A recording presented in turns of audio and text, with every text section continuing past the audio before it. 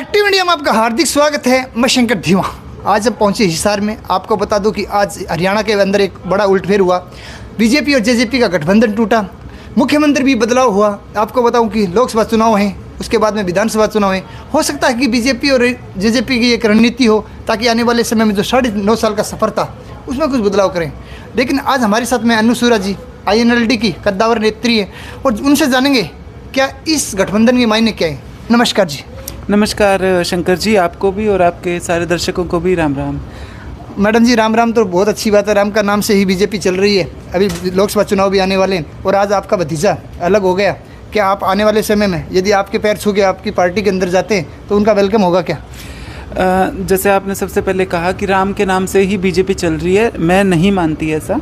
BJP जब आई थी तब हालात देश के ये थे कि एक कांग्रेस का बहुत लंबा राज रहा था और एंटी इनकन्वेंसी भी थी और कुछ घोटाले भी थे। और ये तो देखो सत्ता का चरित्र होता है कि वो एक जगह नहीं रुकती। तो एक माहौल बनाया गया था, आंदोलन हुए थे और सत्ता पलटी थी। और उसके बाद जिस तरीके से जो एजेंसीज़ हैं उनका दुरुपयोग करके, मीडिया का दुरुपयोग करके और जो कॉरपोरेट हैं देश के कॉरपोरेट घराने, उनके साथ सांठ-गांठ करके इस सत्ता को ज़बरदस्ती कायम रखने की कोशिश हुई है। राम के नाम से बीजेपी को वोट ना मिला था, ना मिलेगा, क्योंकि राम सबका है। किसी पार्टी का कॉपीराइट राम पे नहीं है, ना कभी हो सकता है। वो बहुत दुखद है कि भगवान का नाम भी राजनीति में लिया जा रहा है। ये दुखद है, बहुत निंदनीय भी है। जी मैं बात करूँ, ठीक है आपने राम का नाम लिया, ठीक है राम सबके हैं। और मेरा कहने का तात्पर्य ये है कि INLD इस गठबंधन, टूटने वाले गठबंधन को किस तरह दिखती है? नहीं, ये तो होना ही था जी। बहुत लोग आज कह रहे हैं कि सरकार गिर गई। मैं तो कह रही हूँ सरकार तो ये थी गिरी हुई सरकार। अच्छा, गिरी हुई सरकार थी ये। जिस तरीके से सरकार बनी थी जी। एक गुट कह रहा था कि जमुना पार करेंगे और एक कह रहा था 75 पार करेंगे। हमें तो एक एक शब्द याद है ना। बरवाड़ा में जिस तरह से कहा था मोदी न्यूज़ है, मोदी न्यूज़ है, वो डायलॉग सारे याद हैं। कहते थे 75, हमारे युवाओं को दिया गोली से मार, फिर भी कहते हो 75 पार। जिस तरह के भाषणबाजी दुष्यंत चौटाला किया करता। और दूसरी तरफ बीजेपी वाले कहते थे कि हम 75 पार करेंगे। और जब इलेक्शन का रिजल्ट आया उसके बाद जो हुआ आपको पता ही है।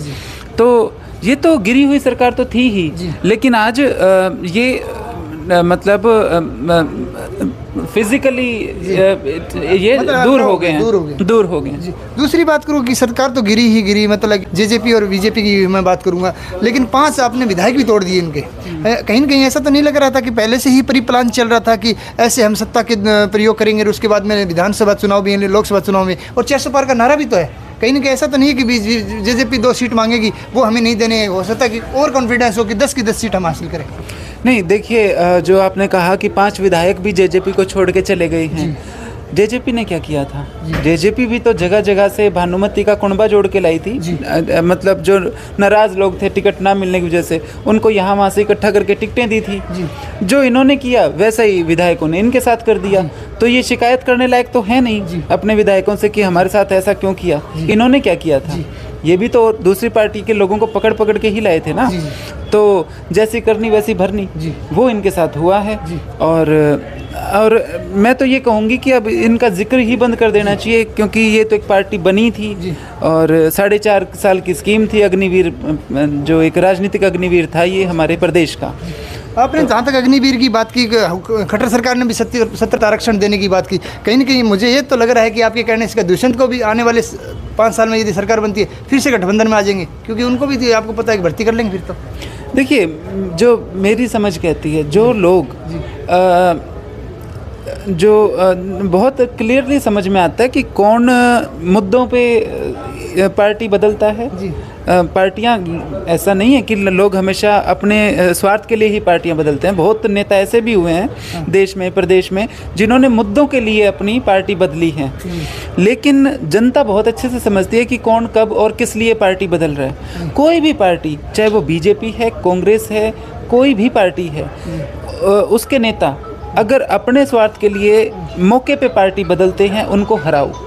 अभी मेरा अंतिम प्रश्न आपसे कि यदि मैं बात करूं राजनीति की, राजनीतिक परिप्रेक्ष्य से आप इस गठबंधन को किस तरह देखती हो? क्या आने वाले समय में फिर गठबंधन होगा या फिर और कोई चालबाजी हो सकती है? देखो, अब गठबंधन की नौबत नहीं आएगी क्योंकि सीट ही नहीं आएंगी जी।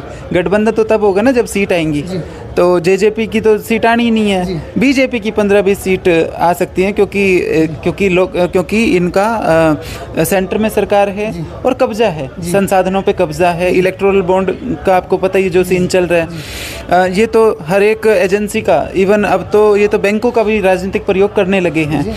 तो कुछ सीटें इनकी आएंगी, जेजेपी की तो आने की उम्मीद है नहीं, तो गठबंधन का तो कोई सवाल ही पैदा नहीं होता, ये मेरा मानना है। तो आज हमारे साथ थी अन्नू सूरा जी, उन्होंने साफ तौर पर कहा कि गठबंधन आगे नहीं होगा, आने वाले समय में सरकार बनेगी, सरकार पूर्ण बहुमत से बनेगी, चाहे हो सकता है कि कांग्रेस की हो, INLD की, और आने वाले समय में देखते हैं कि परिणाम आने वाले हैं। तो आज बस इतना ही, कल फिर मिलेंगे नई मुहिम के साथ, तब तक के लिए जय हिंद जय भारत। आप हमारे चैनल को लाइक शेयर एंड सब्सक्राइब जरूर करें। वंदे मातरम, नमस्कार।